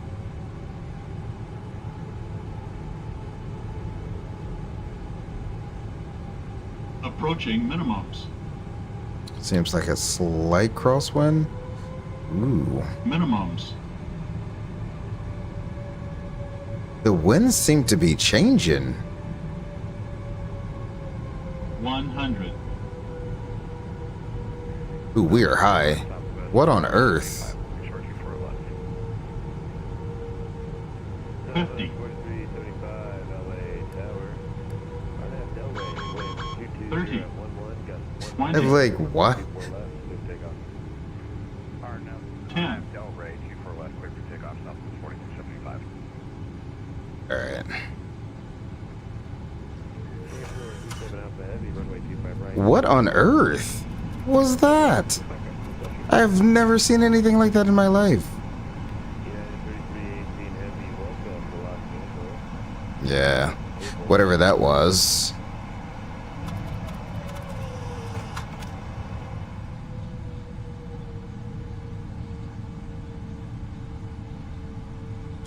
Alright, manual braking. I have no chat. I have no clue what that was. Cross runway 25 right, then contact ground 121.75 PM. Lima Cross 25 right, ground on the other side for United 3318. Have a great day. Alright. Ground is going to be something point something. 12175. Alright. I have no clue what was going on with 1, the winds, and 2, the auto throttles. Why didn't it kick off? Why are they split? That's the other question. Zoop. 121.75. Maybe I don't have everything set up the way I thought I did. Let's see. 121.75. 121. Alright. Alright, airplane. Southwest 4375, contact Suncut departure, we'll see you. We're departure Southwest 4375. Thanks, sir.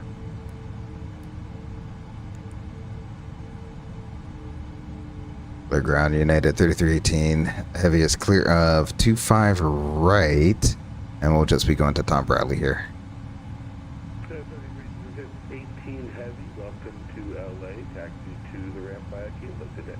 Ramp via Kilo for United 3318 Heavy. Have a great one. Chat? What was that?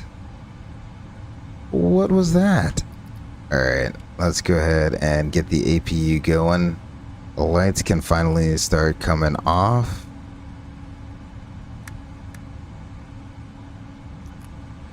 Me and PMDG need to have a talk. LA ground, I should have clarified Charlie to the ramp extra fine. Charlie Kilo, United 3318 Heavy. Have a good night. You too.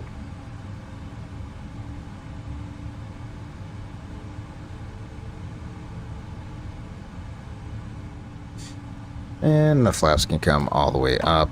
And the speed brakes are just home. I have no clue what's going on there. Another evening of me trying to figure out my flight controls, because clearly something did not line up. Alright. Let's see. Let's get GSX going.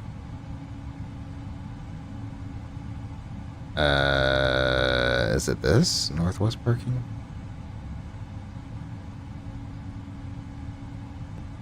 No.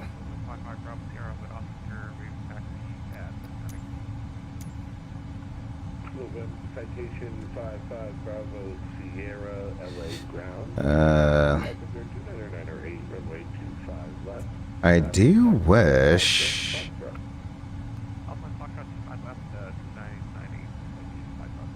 that they made it so GSX actually matched the gate numbers. Gate? Okay. Will I get all of them?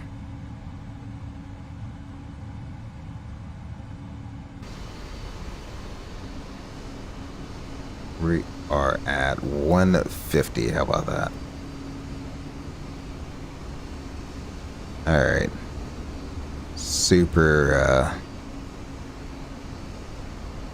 nope. Oh, not the... Oh my god. We're gonna have Southwest doing this, really? Alright, let's change this again.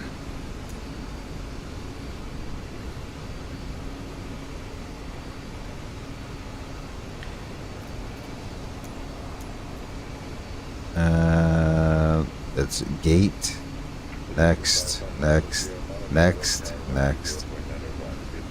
A million times. To 150. There. No. Okay. At any rate, Southwest is doing the ops, I guess. Because I'm not messing with that. I'm done. Chat. I have checked out for the evening. What a great way to come back from vacation.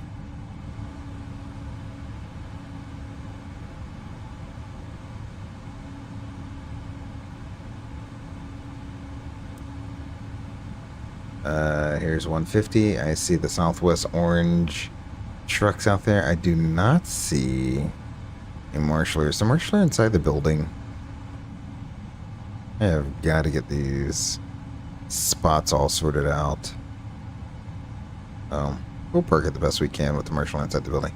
Hopefully I see the numbers pop up as we get closer. If not, I'll just park it where I think it probably might maybe belong. Nope, can't even see where the marshaller is. Cool.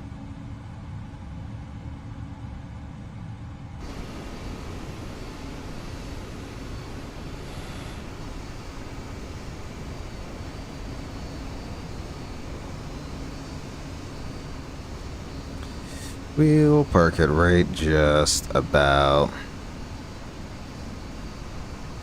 there. Looks good.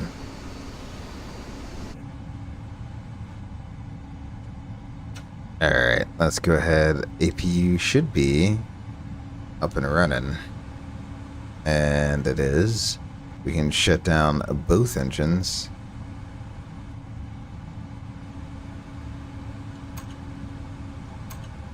Go up top here with the fuel pumps going off. And which way does it go? This way, I think. Something like that. And the beacon light can come off. And am I remotely in the right spot? Will GSX actually begin deplaning? Request deboarding. There we go. It's gonna do something. Well, I don't know what to say there, chat. We did a thing. I guess we're alive. But I literally have no clue what was going on there. Absolutely no clue. So while we got that going, we shall... Sometimes the flight sim is just tough to handle. In real life, it's actually easier. Yeah, right? So let's go ahead and disconnect from the VATSIM server. And we can end the replay there. In fact, we can go ahead and delete that replay. And there'll be no replay. No, I'm just kidding. We won't. We'll still do the replay. Let's see how terrible this looked. Absolutely terrible. Is what that looked like. So... let's go ahead. I got the sim volume back more down to a reasonable level. We can get our deplaning music going there. Excellent. Yeah. Yeah, I 100% agree with you there, Lubick. Yeah, I have no clue. Like, it felt like the winds kept shifting from left to right. And then all of a sudden I have no clue. The thrust just, I don't know. I still might have one or two things not set up correctly. If I go in here, I got my Bravo throttle quadrant, and what are you set up to? The reversers worked, so I know it was working perfectly fine. Yeah, I have that set up perfectly fine. So if I go back inside, the speed brake was doing something weird too, where like it would mess with the lever. Nope. Okay, so that was all fine. I have no clue why the airplane just wanted to sit there at like 20 feet above the runway. It just like wanted to stay high. I have no clue why. It just wanted to stay high. I'm pushing the nose down.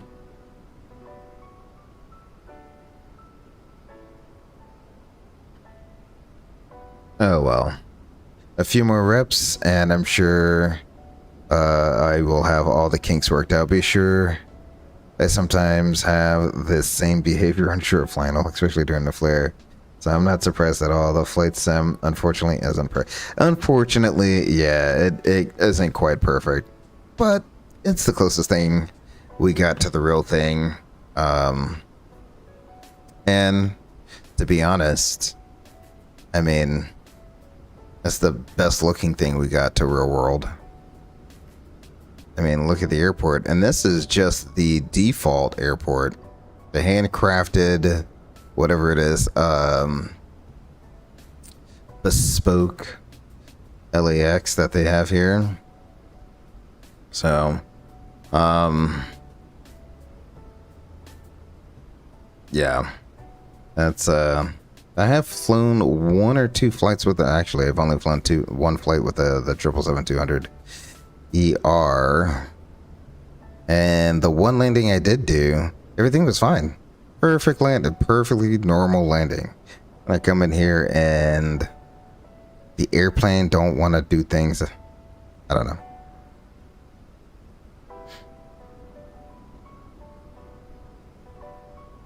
I guess it's better than me freezing and crashing on downwind. I literally thought when I started the replay that was going to crash the sim.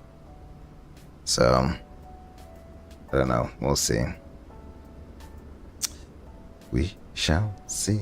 But thank you all for hanging in there and watching what was some sort of roller coaster of a ride over landing.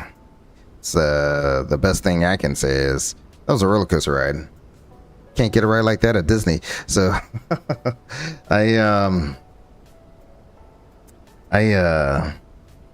one of my very, very, very first landings. Actually, no, it wasn't my first landing. It was my second landing. I remember it was literally my second landing. At the regionals, we were coming into land. And, you know, most regional flying is you're in a station, you're out of station, you're in and out. You keep going to some of the smaller airports. So we were going to one of the smaller airports, and we're coming into land, and the check airman is trying to talk me down. And we are all over the place. I am literally getting my behind handed to me pretty hard by the airplane, and we're all over the place, and we ended up touching down, and it was like we smacked the ground, went back up in the air, and then came back down again. The airplane literally it didn't get airborne a second time, but it was like rocking around on the struts. And you know, we get the airplane stopped. We had a plenty of runway, so we get the airplane stopped and taxi to the gate. And the flight attendant, I will never forget this. I'll never forget it because that's what the PA he made to the passengers was, you can't get a ride like that at Disney World. And so I was like, that's like the insult to the injury right there is when they say that. So yeah, you can't get a ride like that at Disney World, folks. Welcome to LA, or Disneyland. I guess we're in LA, so it's Disneyland out here, right? So there we go.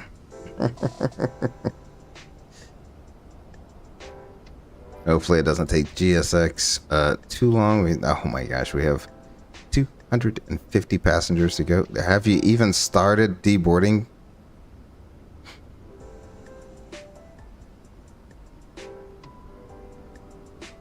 Have you really even started deboarding?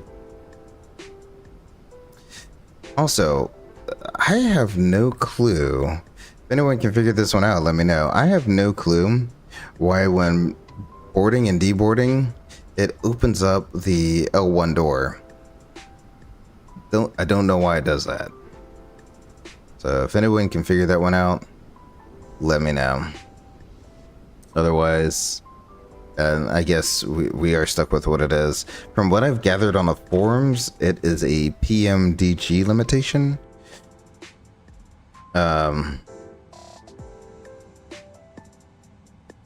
In terms of them trying to figure that one out, so it's really PMDG has to figure that one out. But if someone has a workaround for me, let me know. Let's see. I think passengers are coming off here. Great, I have visible people. Nay. Why is no one getting off? Did we stop deplaning? Deboarding completed. Okay. Well, you know. There we go. It is what it is. All right, let's go ahead and get the aircraft back in a ready-to-go state then, if the deplaning is completed. Where would I find the states? Ground ops. Hmm.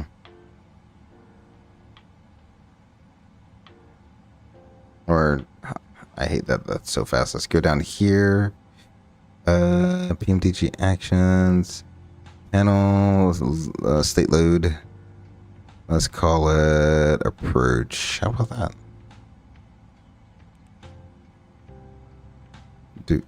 Execute. Loading the panel state. Sweet.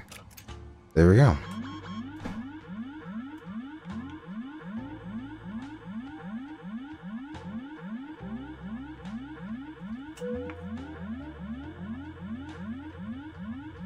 Go ahead and let it do its thing. I'll silence that.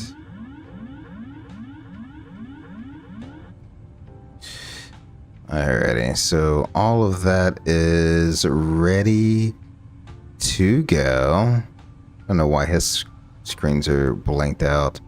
We'll go over here. And we will go ground ops. We'll...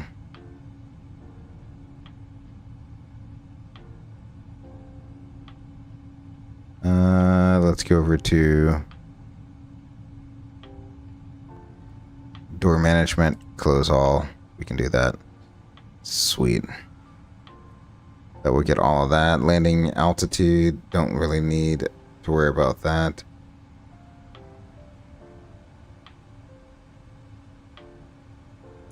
So we will get all the lights back on.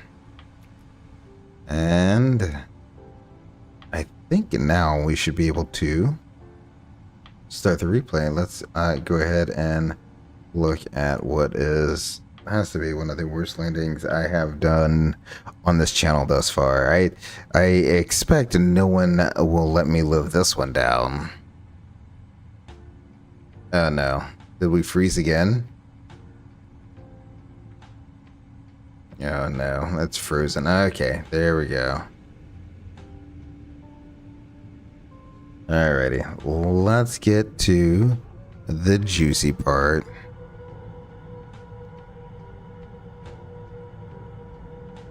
Let the flaps and slats slowly get into position here.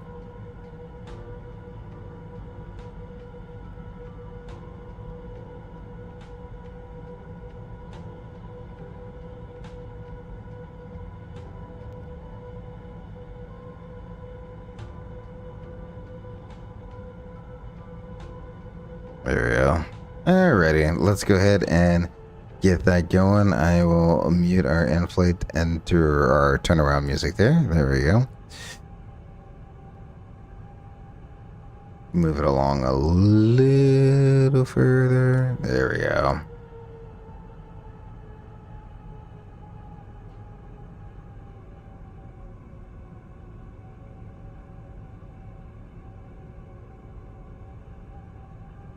See, I was expecting a nice, easy headwind. Was not expecting whatever this wind thing was.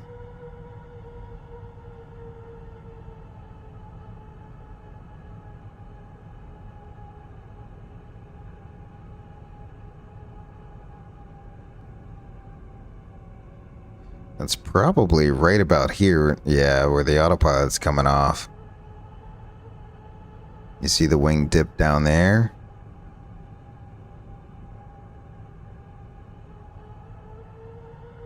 And then you feel that, like, that jerk right there? Then the engine's just spooled up a ton.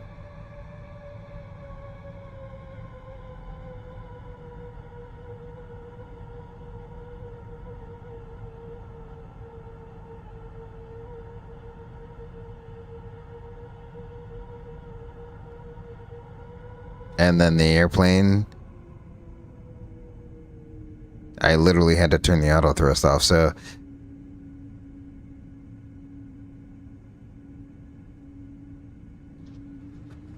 I just kind of like set it down. I was like, all right, enough of this. Let's go backwards a little bit. About right there. That should be good.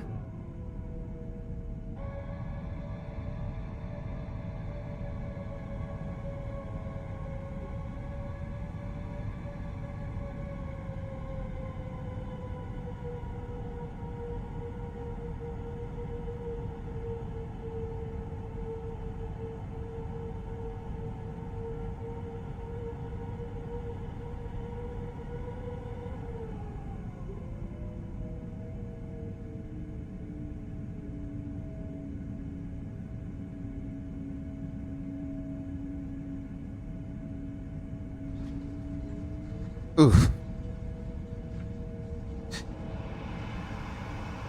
Oh man, that was no bueno. Let's see here. Let's see what we got from the outside. Sunset looks beautiful. That's about it. So it seemed like the wind shifted and started coming more from the right. I'm not too sure. I didn't think I overcorrected for the wind, but clearly the engine spooled up and that gave me all of the altitude right there. That's why we got high.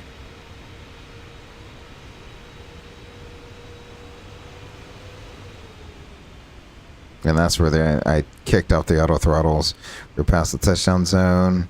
I'm trying not to land it on the nose. And then I just gave up and said, please get on the ground. Oh, man.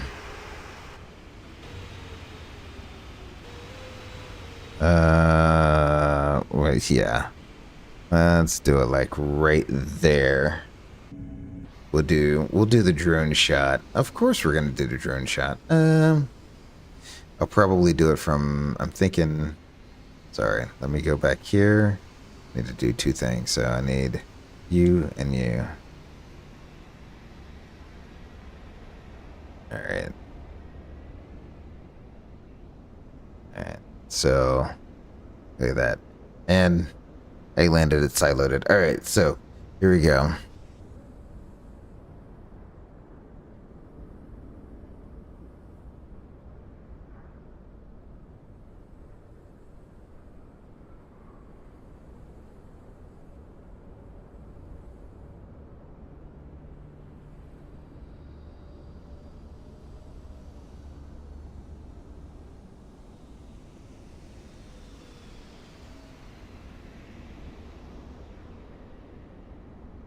Even ballooned it. Somehow I even ballooned it. Wow.